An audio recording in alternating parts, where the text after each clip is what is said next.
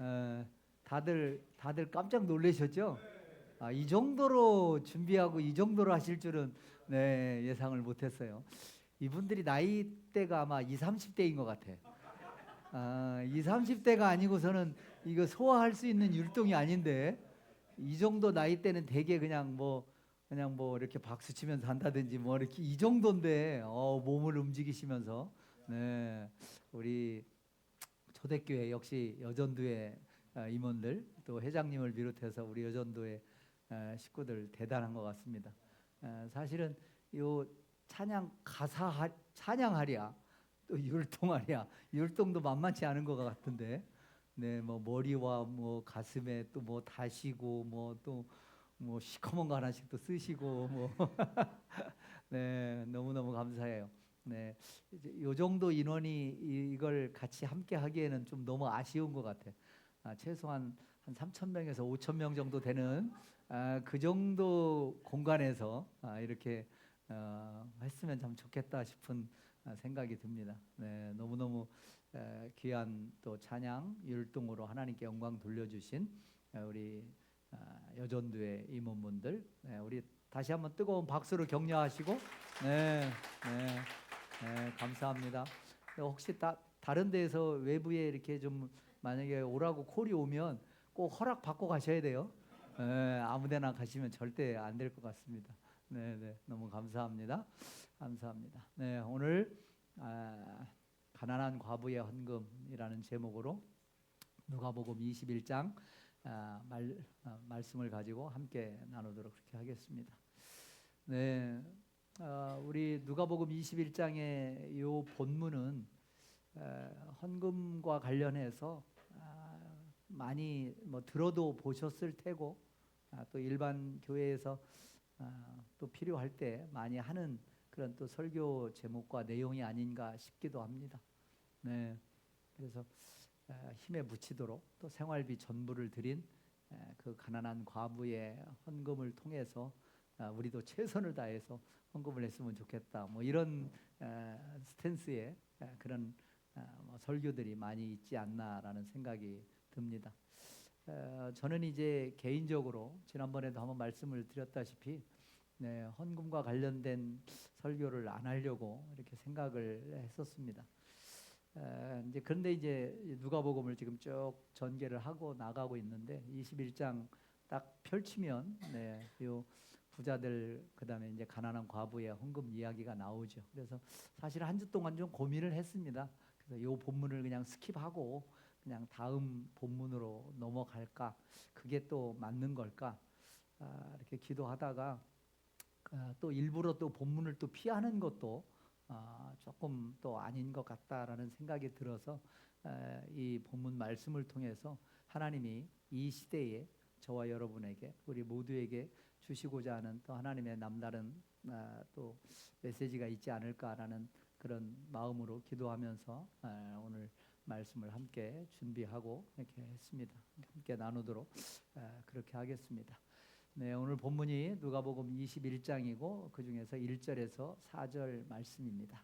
우리 한 목소리로 본문을 한번 읽어보도록 하겠습니다. 예수께서 눈을 들어 부자들이 헌금함에 헌금 넣는 것을 보시고 또 어떤 가난한 과부가 2렙돈 넣는 것을 보시고 이르시되 내가 참으로 너희에게 말하노니 이 가난한 과부가 다른 모든 사람보다 많이 넣었도다. 저들은 그 풍족한 중에 헌금을 넣었거니와 이 과부는 그 가난한 중에서 자기가 가지고 있는 생활비 전부를 넣었느니라 하시니라. 네. 주님께서 마지막 고난 주간을 주일날 예루살렘 입성을 하신 이후로 짧지 않은 기간 동안 고난 주간 십자가에 못 박히시기 전까지 보내면서 굉장히 많은 일들을 하셨죠. 그 중에서 오늘은 특별히 성전에서 그 헌금함에 헌금 넣는 장면을 주님께서 유심히 지켜보십니다. 네, 유심히 지켜보셔요. 네, 눈을 들어서 바라보십니다. 헌금함에 헌금 넣는 것을 보셔요. 네, 처음에는 부자들이 헌금함에 헌금 넣는 것을 보셨습니다. 부자들이 헌금을 많이 했을까요? 적게 했을까요? 예? 많이 했어요. 네, 누가복음에는 많이 했다는 내용은 안 나오는데 마가복음에는 많이 했다라고 나옵니다. 근데 누가는 부자들이 헌금함에 헌금을 했다라고 이렇게 이야기를 하고 있습니다. 그러면서 또 반대로 가난한 과부가 헌금을 했는데 얼마를 했어요? 2렙돈 넣는 것을 보셨습니다. 네, 주님이요. 네, 여러분 얼마나 헌금하시는지 보십니다. 별로 표정이 안 좋네. 네, 주님이 헌금함 앞에서 앉아 계셔가지고 한동안 지켜보셨어요. 부자들이 헌금 넣는 거 계속 지켜보시고 가난한 거부가 2렙돈 넣는 걸 보셨습니다. 2렙돈은 뭐 아시다시피 이때 당시에 2000년 전에 모든 화폐는 다 지금은 뭐 수표도 있고 뭐 일반 화폐도 있지만 이때 당시는 전부 다 100% 뭐예요? 동전입니다. 동전. 네, 그래서 작은 요 랩돈 같은 뭐 이런 단위는 주로 이제 뭐 청동이나 구리로 만들었고 어떤 건 은화로, 어떤 건 금화로, 네 이렇게 코인으로 다 만들었습니다. 그러니까 그걸 넣으면 청동으로 구리로 만든 거, 은으로 만든 거, 금으로 만든 거 넣을 때마다 소리가 같을까요, 다를까요? 어떻게 이렇게 잘하셔요? 아, 예. 딱 쨍그랑 하는 소리 보면 비싼 은화를 넣었구나. 또 쨍그랑 하는 소리 들으면 저거는 랩돈 소리인데 뭐 이렇게 그다음에 부자들이 뭐 한 움큼 가지고 와가지고 쫙 넣으면 어떤 소리가 날까요? 와르르 소리가 나요. 하여튼 뭐 소리가 요란하게 나겠죠. 그러면 그 뭐 헌금을 관리하는 분이나 요즘으로 말하면 목사는 어떤 표정을 지어요? 굉장히 막 행복한 흐뭇한 표정을 짓는 건가? 네. 그래서 이 말씀을 보면서 제가 저 뒤에서 헌금함 넣을 때 교인들 들어올 때 자리에 앉아가지고 얼마짜리 넣나 봉투에다 어떻게 집어넣나 이렇게 보고 있으면 저 목사 완전히 정신이 나갔구만 아마 이럴 것 같은데 오늘 주님이 지금 그렇게 행동을 하셨습니다. 네. 주님은 다 사실은 보지 않으셔도 아시죠. 저와 여러분의 마음을 우리의 마음까지 다 꿰뚫어 보시는 분이십니다. 근데 그러심에도 불구하고 또 특별히 어떤 행위들을 집중적으로 이렇게 관찰하실 때도 있으신 것 같습니다. 네, 그래서 주님은 우리의 마음과 우리의 행위와 우리의 모습 모두를 바라보고 계신지 않나라는 생각이 듭니다. 네, 그때 당시에 있었던 헌금함입니다. 네, 헌금함이 저렇게 생겼다고 합니다. 네, 위에 굉장히 넓은 이렇게 나팔관처럼 생겨서 거기에다가 동전을 넣으면 밑에 다 이게 이제 금속이니까 넣을 때 어때요? 쨍그랑하고 이제 소리가 나는 거죠. 아까 말씀드렸다시피 막 그런 소리들이 나는 거죠. 이런 헌금함이 어디에 있었느냐? 저 오른쪽 사진이 이제 그때 당시에 헤롯 성전의 모습입니다. 굉장히 넓어요. 굉장히 넓습니다. 저게 이제 성전산 꼭대기잖아요. 성전산 꼭대기를 다 평탄 작업을 해가지고 거기에 어마무시한 돌들을 깔습니다. 심지어는 돌 하나에 수십 톤, 수백 톤 나가는 돌들이 있었다고 해요. 어떻게 공사를 했는지 참 대단합니다. 그리고 저 공사를 헤롯 대왕이라는 사람이 BC 20년 때부터 그 왕이 된 이후에 유대인들의 환심을 사기 위해서 자기는 순수 유대인 혈통이 아니니까 저 성전을 짓습니다. BC 20년부터 짓기 시작해서 무려 언제까지 지었느냐? 예수님께서 공생의 활동 기간에는 저 성전이 한참 공사 중이었습니다. 그리고 예수님께서 십자가 요 밖에 돌아가시고 무려 30년 후에 완공이 됩니다. 그러니까 이 성전이 건축된 기간은 무려 BC 20년부터 AD 63년까지 대략 몇 년 정도 돼요? 82, 3년 동안 건축한 거예요. 어마어마한 그 건축입니다. 저 안에 성전 안에는 기록에 의하면 금으로 다 발랐습니다. 금으로. 그러니까 어마무시한 그다음에 굉장히 화려한 대리석과 백향목과 뭐 이런 자재들이 들어갔으니까 네, 지금으로 따지면 뭐 수십 조에 해당되는 공사였다고 하더라고요. 약 만여 명에서 18,000여 명에 가까운 그런 기술자들이 80여 년 동안 공사한 겁니다. 그래서 예수님 당시에는 저 중앙에 있는 성전, 저거는 다 된 상태에서 주변에 있는 그 왕의 행각, 솔로몬의 행각, 요새 뭐 이런 부분들, 주변에 있는 것들을 끊임없이 계속해서 공사하는 상황이었습니다. 네, 상황이어서 굉장히 좀 어수선할 수도 있었겠죠. 어찌됐든 굉장히 대대적으로 화려하게 공사가 진행이 되는 상황이었죠. 성전은 중앙에 있는 성전은 완성된 상황에서 여인의 뜰 안에 저런 헌금함이 13개가 기록에 의하면 있었다고 합니다. 그래서 일부는 성전세를 감당하는 그런 성전함, 일부는 가난한 자를 위한, 그리고 일부는 성전 건축을 위한. 네. 국가가 그때 당시에 그런 어마무시한 예산이 식민지 하에서 얼마나 있었겠어요. 그러니까 결국은 끊임없이 헌금을 요구하고, 네, 헌금이 필요했던 거죠. 끊임없이 공사를 계속하기 위해서는 그 일이 필요했던 겁니다.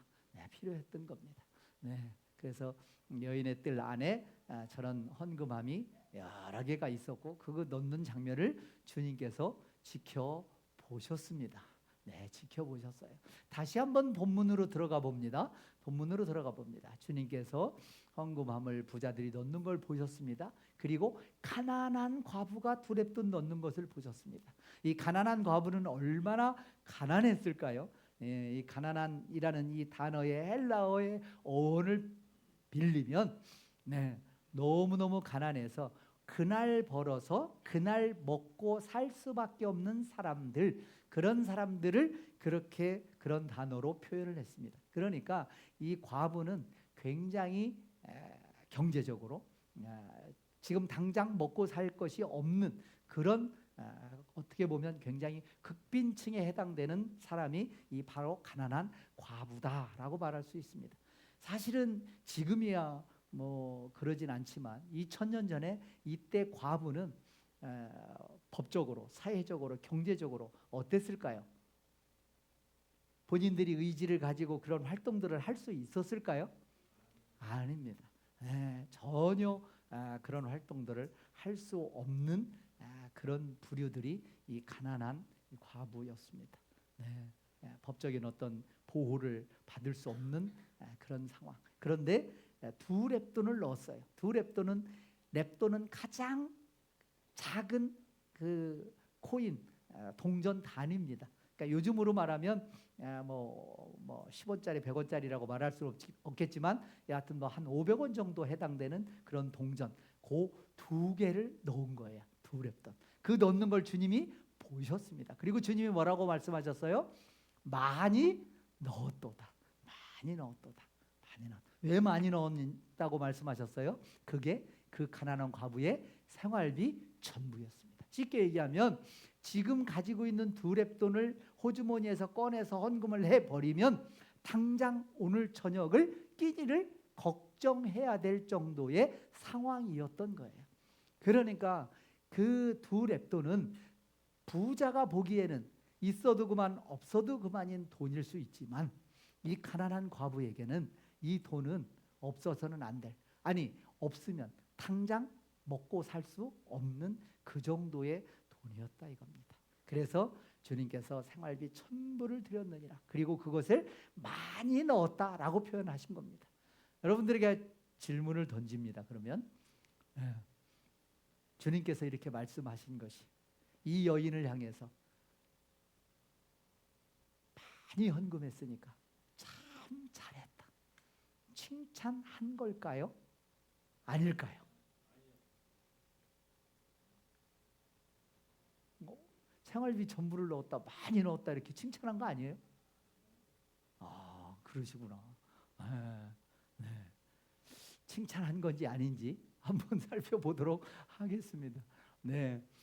누가복음 21장에 오늘 본문이 나오는데, 오늘 이 본문을 이해하기 위해서는 사실은 그 앞과 뒤를, 전후 맥락을 살펴보면 이 뜻이 무엇인지 알 수 있을 겁니다. 누가복음 20장 앞장이죠. 앞장에 보면 종교 지도자들과의 끊임없는 갈등의 모습이 나옵니다. 종교 지도자들은 어떻게 해서든지 예루살렘의 엄청난 환호성을 들으면서 입성하신 그 주님께서 첫 번째 하신 일이 성전 청결 운동이었잖아요. 그래서 성전을 내서 사고 파는 자들 막 쏟으시고 내쫓고 하셨단 말이에요.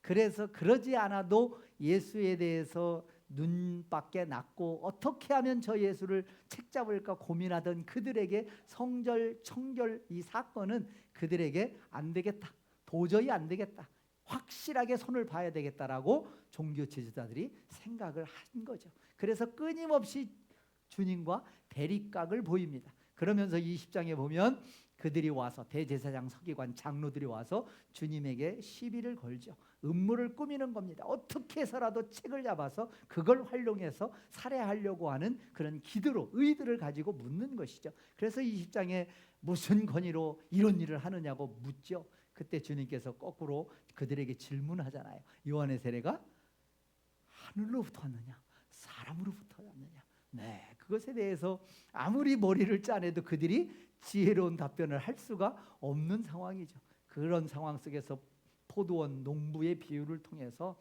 주님께서 장차 어떻게 하실지 그들을 심판하시며, 그리고 주님께서 십자가에 돌아 죽으 십자가 못 박혀 죽으시고 사흘 만에 다시 부활하실 것을 말씀하십니다. 네. 그러면서 그럼에도 불구하고 그들은 끊임없이 다시 주님을 이번에는 세금 문제를 가지고 또 주님을 책잡기 위해서 묻습니다. 그때 주님께서 가이사의 것은 가이사에게, 하나님의 것은 하나님께. 그럼에도 불구하고 또 사두개인들이 부활 논쟁으로 주님을 계속해서 공격합니다. 그리고 20장의 마지막 부분에 보면 오늘 본문과 연계된 본문 내용이 나옵니다. 그게 20장 45절에서 47절입니다. 거기에는 서기관들이 나와요. 서기관들. 서기관들의 대부분이 바리새인 출신들이죠. 바리새인들, 이 서기관들이 나옵니다. 주님께서 뭐라고 말씀하셔요? 예수께서 긴 옷을 입고 다니는 그 서기관들을 향해서 그들은 시장에서 문안 받는 것을 좋아한다. 회당의 높은 자리를 좋아한다. 잔치의 윗자리를 좋아한다. 그들을 삼가하라. 그들을 주의해라 라고 말씀하십니다. 그러시면서 그들에 대해서 한마디 말씀하셔요. 뭐라고요? 그들은 과부의 가산을 삼키는 자들이다 라고 이야기합니다. 아까 말씀드렸다시피 과부들은요 2000년 전에 굉장히 힘든 삶을 살았습니다. 남편 없이 혼자 산다는 것은요 굉장히 어려운 일이었습니다. 그들에게는 법적인 유산을 받을 수 있는 권리가 없었습니다. 남편이 죽고 나면 자기의 가진 모든 재산이 자기 것이 아닙니다. 아들이 있으면 아들에게 갈 것이요 아들이 없으면 시댁으로 몽땅 다 가는 거예요. 법적인 권리를 주장을 할 수가 있었을까요? 여성들은 증인으로서의 채택의 자격도 없습니다. 더군다나 무슨 계약을 할 때 계약의 주체가 될 수 있어요? 없어요? 없습니다. 그래서 그들이 굉장히, 과부는 2000년 전에는 과부들은 굉장히 어려웠습니다. 그래서 구약에서 주님은 끊임없이 약자들의 가장 대표적인 대상으로 부하와 과부들을 끊임없이 말씀하셨던 겁니다. 그들을 보호하는 것이, 그들을 잘 살 수 있도록 지켜주는 것이, 그때 당시의 사회상은 그랬지만 그럼에도 불구하고 그들을 잘 보호하고 돌보는 것이 사회 정의의, 하나님께서 생각하시는 사회 정의의 가장 중요한 요소다라고 생각했던 겁니다. 그렇게 하기 위해서 여러 가지 시스템들을 주님께서 구약 가운데, 말씀 가운데 11조와 여러 가지 것들을 말씀을 하셨던 거예요.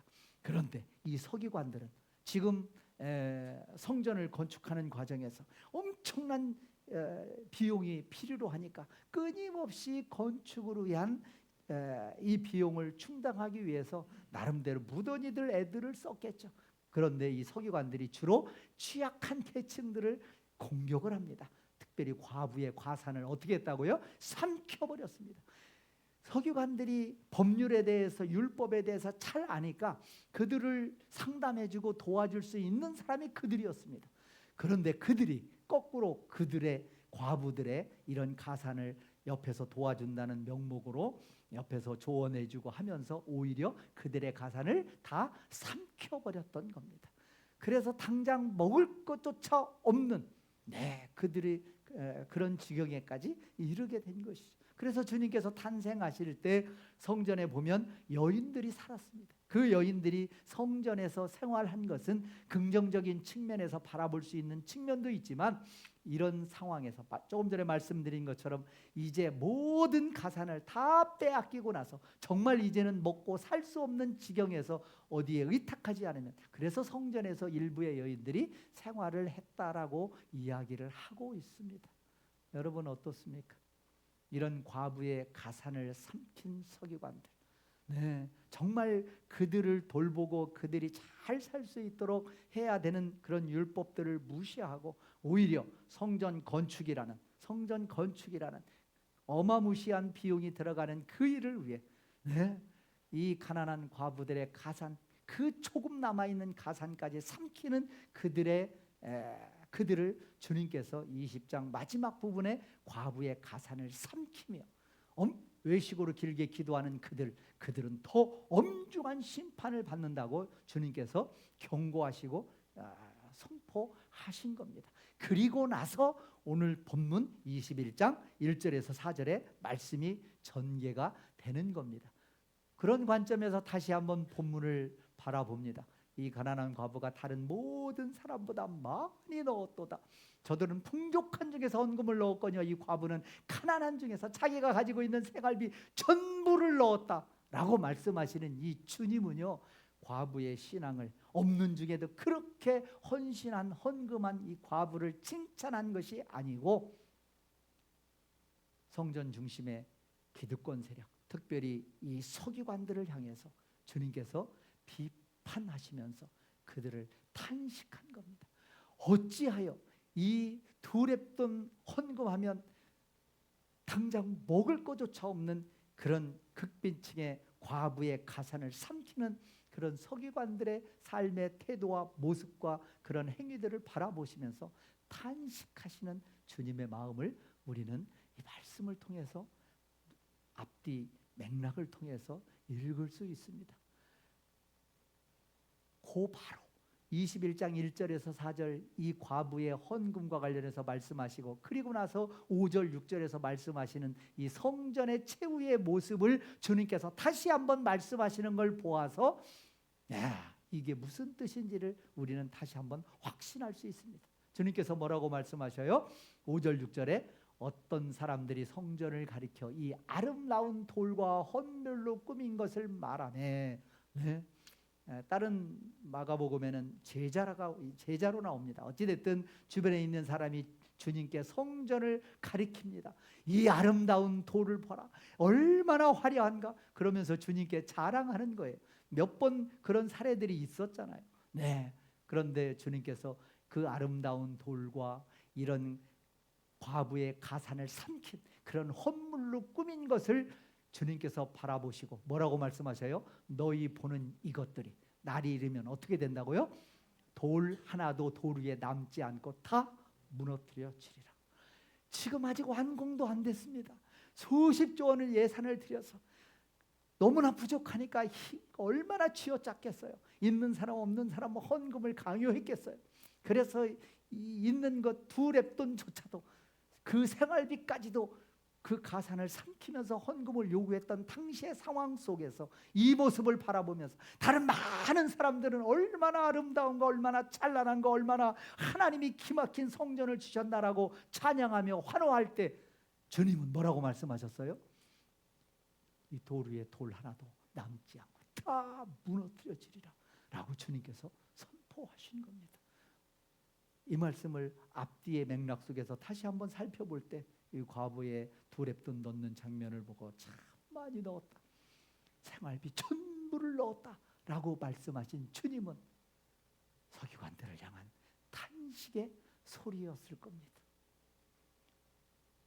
서기관들과 종교 지도자들을 어떻습니까? 여러분 보시기에 지금 80여 년 동안 계속 공사해야 될, 그래서 5, 60년 정도 지난 이 시점에 끊임없이 헌금을 강요하는 그들은 성전을 건축자입니까?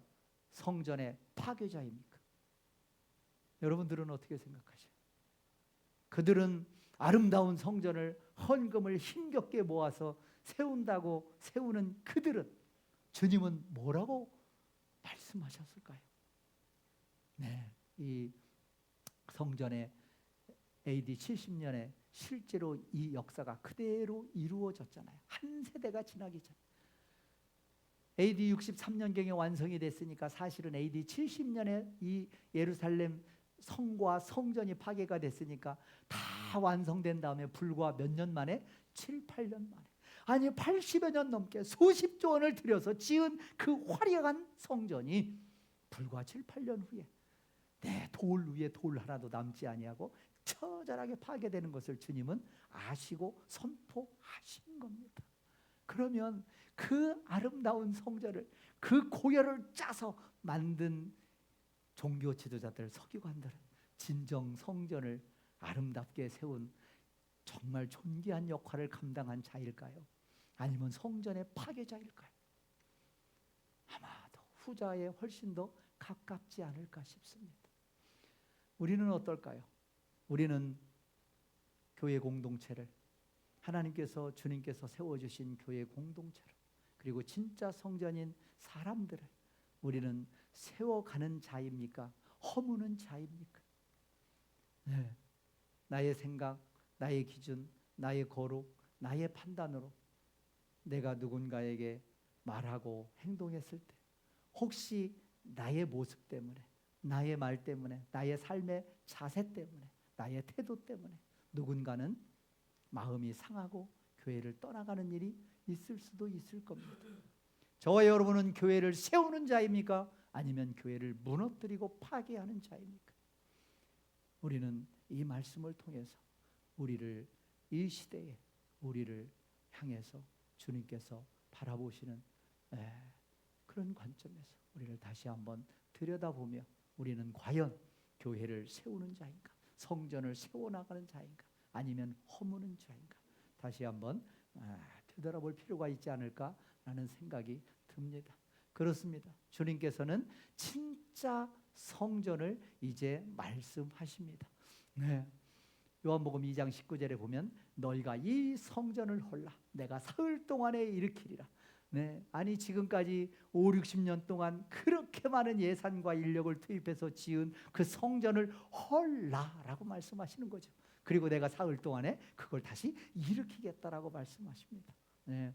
진짜 성전이 나타났기 때문에 지금까지의 그림자에 해당되는 성전은 더 이상 필요하다, 필요하지 않다? 필요하지 않다. 네, 2000여 년 동안 성막으로 그리고 솔로몬 성전, 스룹바벨 성전, 헤롯 성전으로 2000년 동안 계속해서 이스라엘 역사 가운데 신앙생활 공동체 가운데 존재했던 그 성전이 이제 수명을 다해서 진짜 성전이 이제 도래했기에 더 이상 기존 성전은 필요하지 않다. 헐겠다라고 주님께서 말씀하시고 주님께서 다시 일으켜 세우겠다고 말씀을 하시고 계십니다.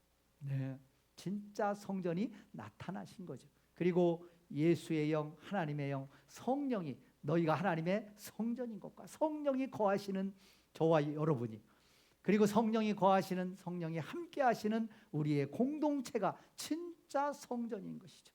그래서 너희가 하나님의 성전인 것과 하나님의 성령이 너희 안에 거하시는 것을 알지 못하느냐.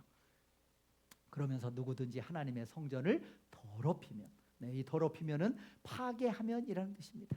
너희가 하나님의 성전을 파괴하면 진짜 하나님의 성전을 파괴하면 진짜 하나님의 성전이 더럽혀지면 어떻게 된다고요?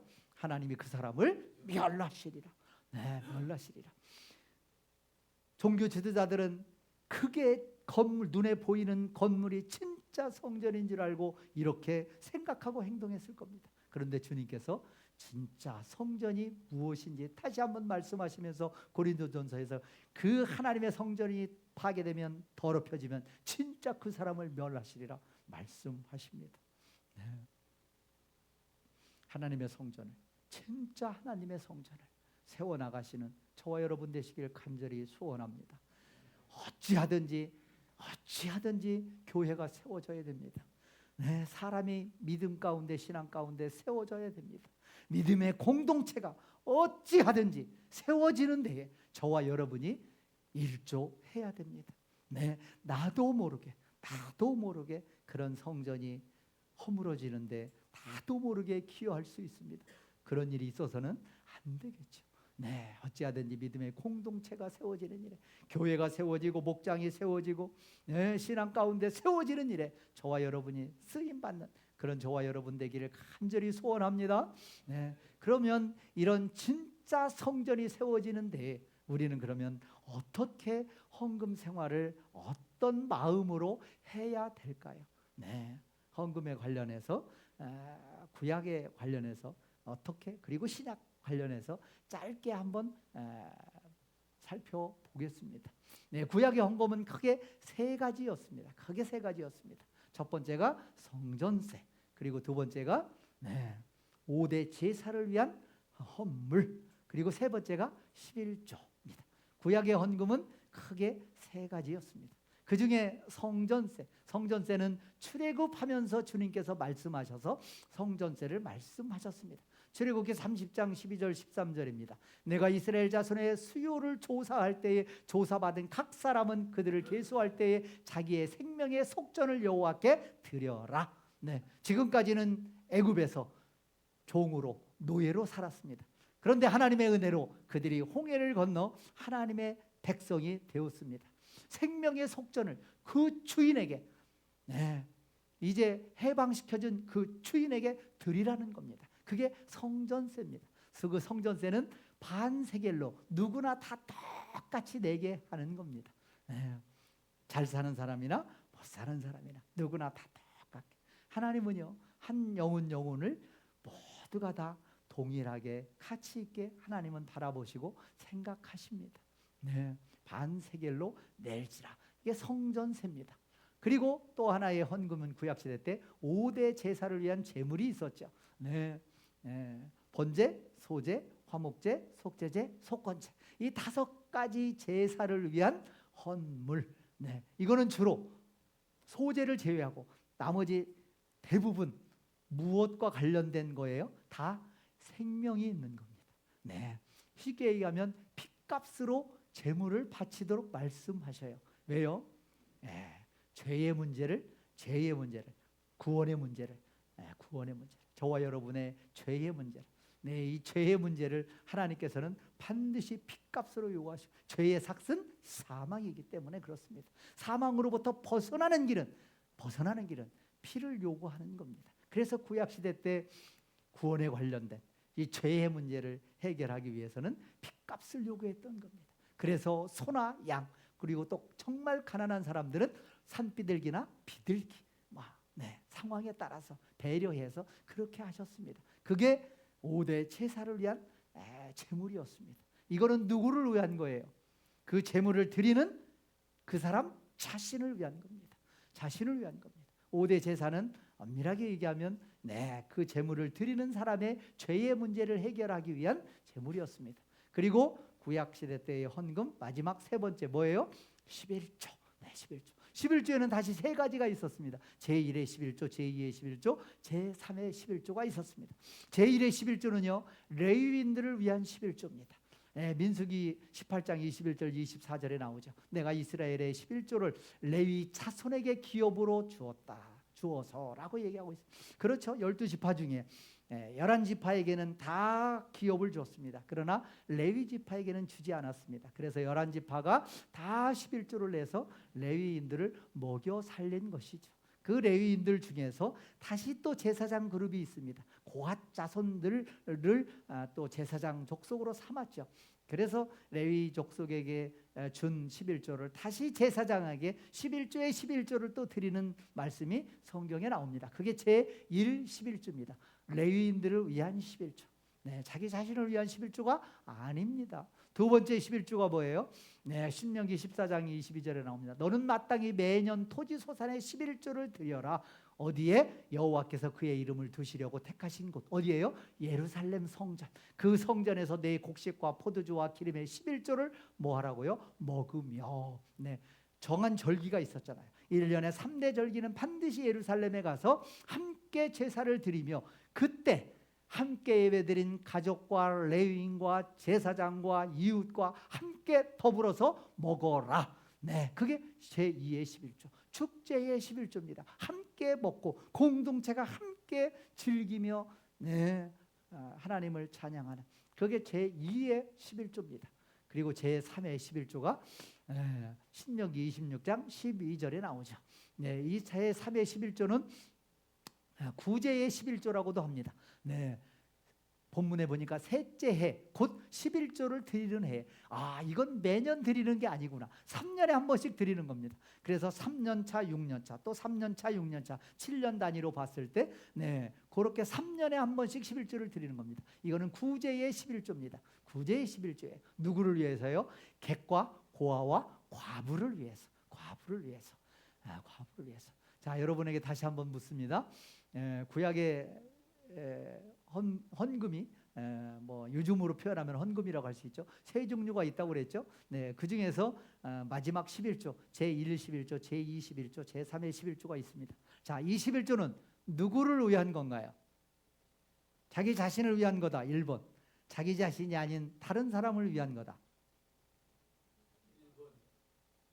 자기 자신을 위한 거다?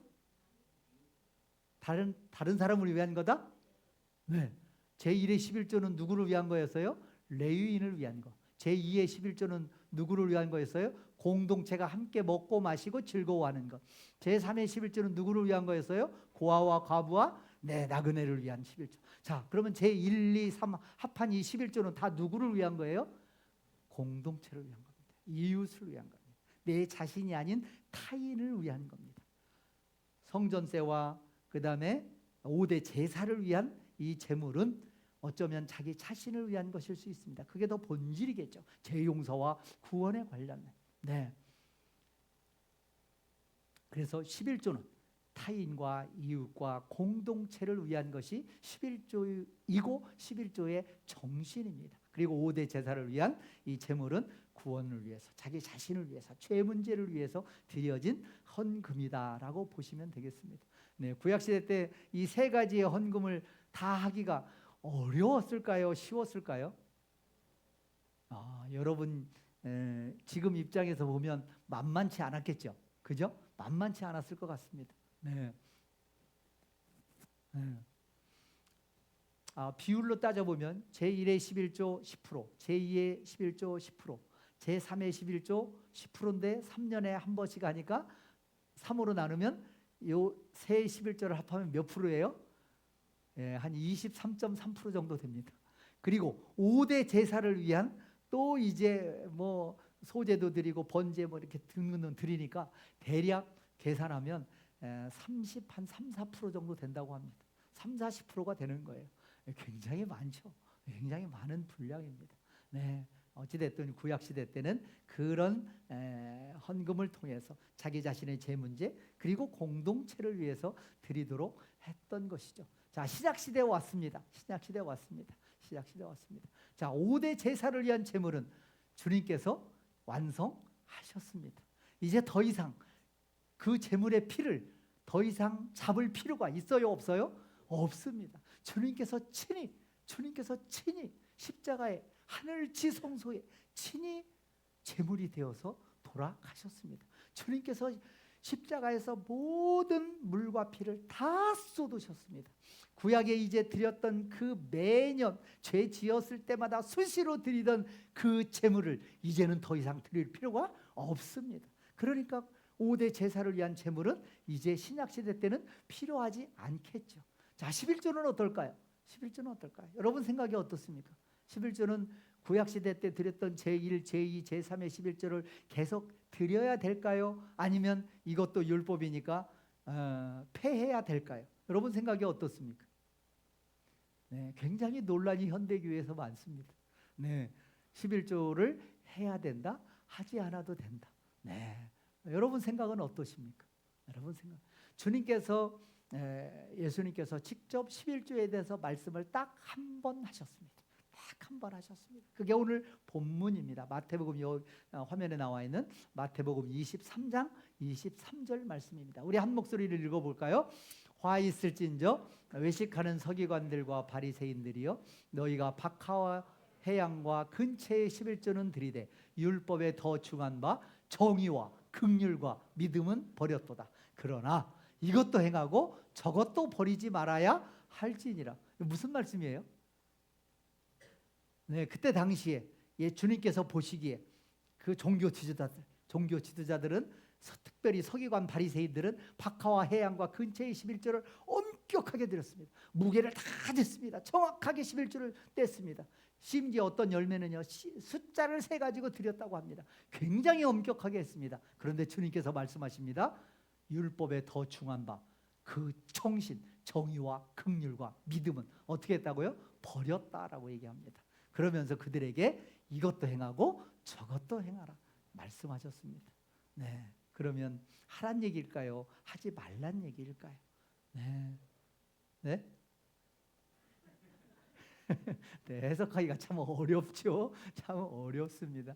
네, 어찌됐든 율법적으로 몇 퍼센트 어떻게 해라 이때 해라 라고 하는 구약의 모든 율법과 모양과 형식은 다 폐하여 졌습니다. 그렇게 보는 게 맞습니다. 맞습니다. 그런데 주님께서 마태복음 23장 23절의 이 말씀을 통해서 볼 때 네, 그것도 중요하지만 그거보다 더 중요한 게 박하와 해양과 근처의 11조 엄격하게 해서 드린다고 하는 그들의 율법적 그 모습 차세, 그래 그것도 중요할 수 있어. 그래 그것도 필요해. 그러나 뭐가 더 중요하다고요? 정의와 긍휼과 믿음. 정신이 더 중요하다는 겁니다. 마음이 더 중요하다는 겁니다. 마음이 더 중요하다. 그래서 의무적인 구약의 헌금이라면 신약에서는 자발적인 겁니다. 꼭 해야 된다. 법률로 정한 거 있다 없다? 없다. 없다. 마음이라는 겁니다. 마음. 구약에서는 비율이 정해져 있었습니다. 그러나 신약은 신앙의 고백적 차원입니다. 하나님께 감사함으로 자기의 정한 바대로 자기의 마음을 드리는 겁니다. 구약에서는 비율을 정해서 반드시 지키도록 했지만 신약에서는 하나님께서 주신 것, 하나님께서 주신 재산과 건강과 모든 것, 우리는 청직입니다. 청직이 정신으로 그걸 관리하며 주님께 드리라는 겁니다. 네. 하나님의 사랑과 은혜 안에서 그 일을 하라는 겁니다. 그러니까 누구를 보며 이래야 되는데 저래야 되는데라는 그 기준과 틀이라는 게 율법적인 겁니다. 그러나 각자가 하나님의 마음에 하나님께서 주시는 감동을 따라 자원하는 마음으로 각자가 판단해서 드리는 것이 어쩌면 주님께서 말씀하신 본질이 아닐까 싶습니다. 헌금을 어떻게 드려야 될까요? 네, 사용해야 될까요? 네, 고린도후서 8장 9장에 보면 이 11조에 대한 또 헌금에 대한 내용들이 나옵니다. 그때 당시에 사도 바울이 세계 전도 여행을 할 때 예루살렘 교회가 엄청난 뭐라고 해야 되나 가뭄과 뭐 이런 것들 때문에 굉장히 힘든 시기가 있었습니다. 그때 마게도냐, 빌립보와 데살로니가, 그다음에 또 어디에 베레아 이쪽 교회에서 굉장히 헌금을 잘 했습니다. 그래서 사도 바울이 마게도냐 사람들을 향해서 고린도서 8장에 보면 그들이 헌금을 참 잘해서 예루살렘 교회를 그렇게 도운 것을 격려하고 칭찬하는 내용이 나옵니다. 그러면서 고린도 교회가 있는 아가야 지방의 가장 대표적인 고린도 교회를 향해서 고린도서 9장 말씀을 하는 거예요. 그러면서 너희도 마게도냐 교회처럼 모범을 보였으면 좋겠다. 그러면서 말씀하십니다. 각각 그 마음에 어떻게 해라? 정한 대로 해라. 인색하는 억지로 하지 마라. 하나님은 즐겨내는 자를 사랑하신다. 네, 마음에 각자의 마음 속에 하나님께서 정한 대로 인색하면 억지로 하지 말고 즐겨내는 자를 자발적으로 마음이 생길 때 그렇게 하라는 겁니다. 그러면서 너그럽게 연보를 해라. 감사한 마음으로 하는 것이다 라고 이야기를 합니다.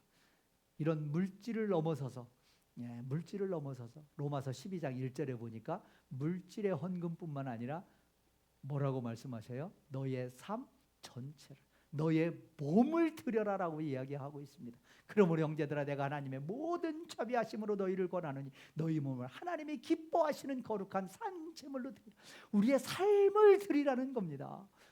물질을 넘어서서 우리의 삶을 하나님께 드리라는 겁니다. 가정에서, 직장에서, 일터에서 일하면서 끊임없이 영적인 부분과 갈등과 이런 고민들이 생길 때 내 자신을 주님께 끊임없이 자기 자신을 쳐서 복종시키며 주님의 뜻대로 나의 삶을 살아내려고 애를 쓰는 그 삶의 현장의 모습이 하나님께서 받으시는 거룩한 산 제물이라는 것이죠.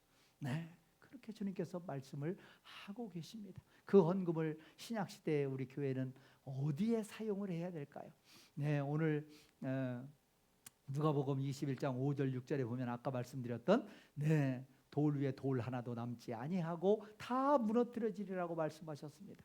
그때 모든 과부의 가산을 털어서 사용한 그 드려진 그 건물 성전이 하나님께서 기뻐하지 않는 곳이었다라는 우리가 메시지를 말씀을 생각해 볼 수 있겠죠. 그러면 하나님이 기뻐하시는 곳에 사용해야 되겠죠. 하나님이 기뻐하시는 곳은 어디일까요? 마가복음 16장 15절 주님께서 마지막 말씀하셨습니다. 너희는 온 천하에 다니며 만민에게 복음을 전파하라. 만민에게 복음을 전파하는 곳에, 복음 전하는 곳에, 선교에, 전도에 우리의 물질이 사용되어져야 되겠구나. 그게 하나님이 기뻐하시는, 주님께서 기뻐하시는 우리 물질의 사용처가 되겠구나 라고 생각할 수 있을 겁니다. 네, 그러면서 고린도서 8장 14절에 보면 너희가 넉넉한 것으로 그들의 부족한 것을 보충함은 마게도냐 사람들이 어려운 중에도 힘을 내서 드린 물질이 예루살렘 교회의 어려운 사람들을 도와주고 다시 또 그들이 어려울 때 다시 또 부족한 것을 보충하고 서로 돕고 살으라는. 그래서 물질은 이 시대에도 약자를 향해서, 약자를 위해서 사용되어지는 것이 하나님께서 기뻐하시는 헌금의 사용처가 아닐까라고 생각을 합니다. 헌금과 관련해서 구약의 헌금, 또 신약의 헌금, 또 이런 형식과 이런 것들을 넘어서서 마음을 드리는 또 신약의 헌금과 관련해서 함께 말씀을 또 살펴보았습니다. 여러분들 마음속에 혹시 헌금과 관련해서 여러분을 옥죄고 있는 것이 있으신가요? 자유하십시오. 헌금의 둘레로부터 자유하십시오. 그러면서 여러분의 기도하시면서 여러분의 마음속에 하나님께서 주시는 마음을 따라서 헌금 생활을 하시면 되겠습니다. 그 누구도 그 사람을 향해서 이래야 된다 저래야 된다라고 사실은 정한 기준과 룰은 신약시대에는 더 이상 합당하진 않은 것 같습니다. 각자가 하나님 앞에 내가 이걸 드려야 되겠다라고 생각하면 기쁨으로 드리시면 하나님께서 그걸 기쁨으로 받으시고, 그리고 그 일이 하나님 보시기에 하나님이 기뻐하시는 곳에 아름답게 쓰여지면 그게 하나님이 가장 기뻐하시는 우리의 헌금 생활이고 헌금의 모습이 아닐까 싶습니다. 오늘 함께 나눈 말씀을 기억하면서 우리 함께 기도하는 시간을 갖도록 하겠습니다.